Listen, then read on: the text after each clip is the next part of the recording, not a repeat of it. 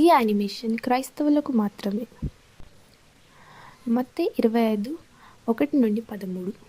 పరలోక రాజ్యము తమ దివిటీలను పట్టుకొని పెండ్లి కుమారుని ఎదుర్కొంటకు బయలుదేరిన 10 మంది కన్యకలను పోలియున్నది. వీరిలో 5 బుద్ధిలేని వారు, 5 బుద్ధిగలవారు. బుద్ధిలేని వారు తమ దివిటీలను పట్టుకొని తమతో కూడా నూనె తీసుకొని పోలేదు. బుద్ధిగల వారు తమ దివిటీలతో కూడా సిద్ధలో నూనె తీసుకొని పోయిరి. పెండ్లి కుమారుడు ఆలస్యము చేయగా వారందరూ కునికి నిద్రించుచుండిరి. అర్ధరాత్రి వేళ ఇదిగో పెండ్లి కుమారుడు అతన్ని ఎదుర్కొన రండి అని కేక వినబడెను. అప్పుడు ఆ కన్యకలందరూ లేచి తమ దివిటీలను చక్కపరిచిరి. కానీ బుద్ధిలేని ఆ కన్యకలు, మా దివిటీలు ఆరిపోవచ్చున్నవని కనుక మీ నూనెలో కొంచెము మాకియుడని బుద్ధిగల వారిని అడిగిరి. అందుకు బుద్ధిగల కన్యకలు, మాకును మీకును ఇది చాలదేమో, మీరు అమ్మువారి యొద్దకు పోయి కొనుడని చెప్పిరి. వారు కొనుబోవుచుండగా పెండ్లి కుమారుడు వచ్చెను. అప్పుడు సిద్ధపడి ఉన్న వారు అతనితో కూడా పెండ్లి విందు లోపలికి పోయిరి. అంతటా తలుపు వేయబడెను. ఆ తరువాత తక్కిన కన్యకలు వచ్చి, అయ్యా అయ్యా మాకు తలుపు తీయమని అడుగగా అతడు, మేము నెరగనని మీతో నిశ్చయముగా చెప్పుచున్నానెను. ఆ దినమైనను గడియ అయినను మీకు తెలియదు కనుక మెలకుగా ఉండుడి.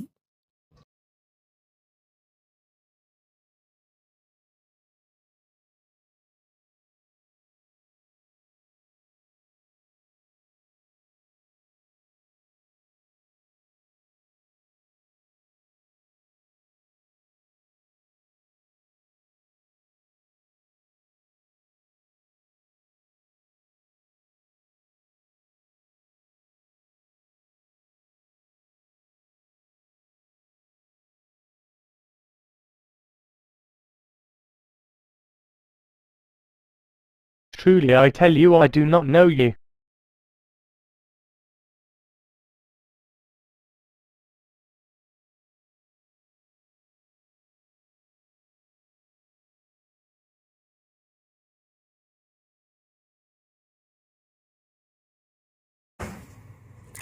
దేవుడు ఈ ఉపమానం ద్వారా నాతో మాట్లాడినది మీకు తెలియపరుస్తాను. ఆ 10 మంది కన్యకలు ఈనాటి క్రైస్తవ మహిళలను పోలియున్నారు.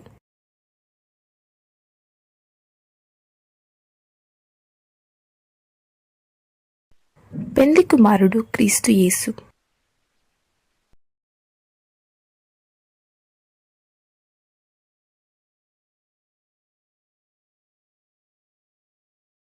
పెండ్లి విందు ప్రభువు రెండవ రాకడకు సూచనగా ఉన్నది.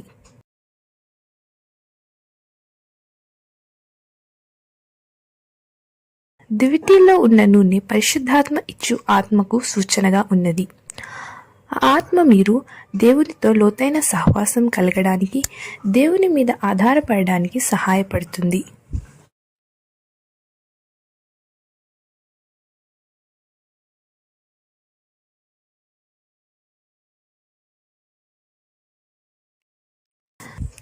బుద్ధిలేని కన్యకల దివిటీలు ఆరిపోయెను.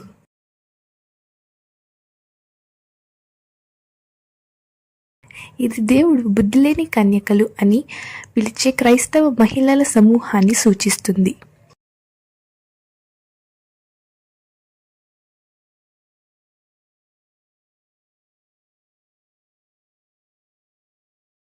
ఈ మహిళలు దేవుని రక్షణను నమ్మారు, కానీ వారు యేసు కొరకు కంటేను తమ కొరకు ఎక్కువగా జీవించారు.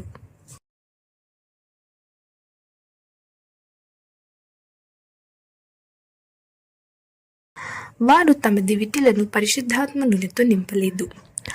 వారికి నిత్య జీవం ఉన్నప్పటికీ వారు తమ జీవితాలను ఈ లోకంలో వృధా చేసుకున్నారు.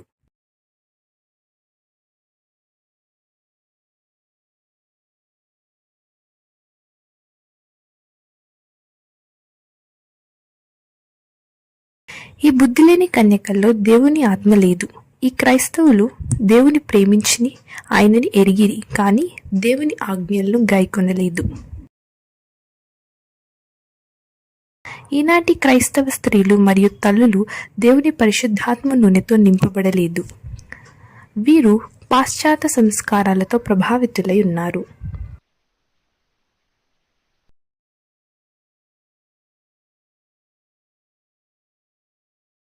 వీరు గొప్ప తల్లిగా, భార్యగా వాళ్ళ కెరియర్ని కలిగి ఉండాలని కోరుకుంటున్నారు.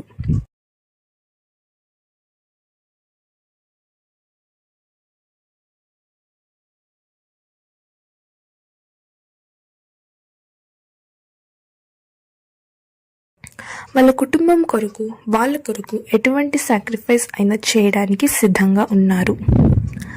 కానీ ఇది వీరు దేవుని మహిమ కొరకు చేయుచున్నారా? లేదు, వారు తమ సొంత మహిమను కోరుచున్నారు. ఇది వారి నాశనానికి దారితీస్తుంది.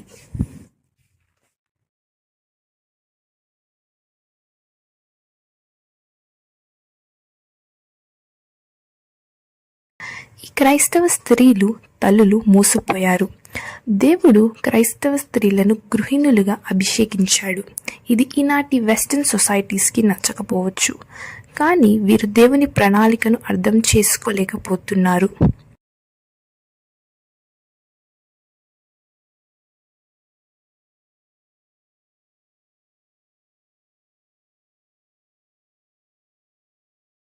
దేవుడు పురుషుని, స్త్రీని తన మహిమ కొరకు సృష్టించాడు. ప్రతి వివాహమైన మరియు తల్లి అయిన దేవుని కుమార్తె ఒక భార్యగా, తల్లిగా ప్రభుని మహిమ కొరకు బాధ్యతలను వహించవలెను.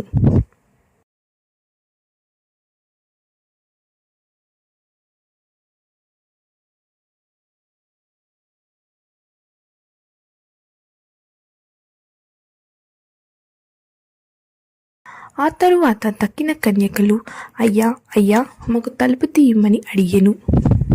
ఆ బుద్ధిలేని కన్యకల దివిటీలు నేడు బయట పనిచేయుచున్న క్రైస్తవ తల్లులు వివాహమైన స్త్రీలను పోలియున్నారు.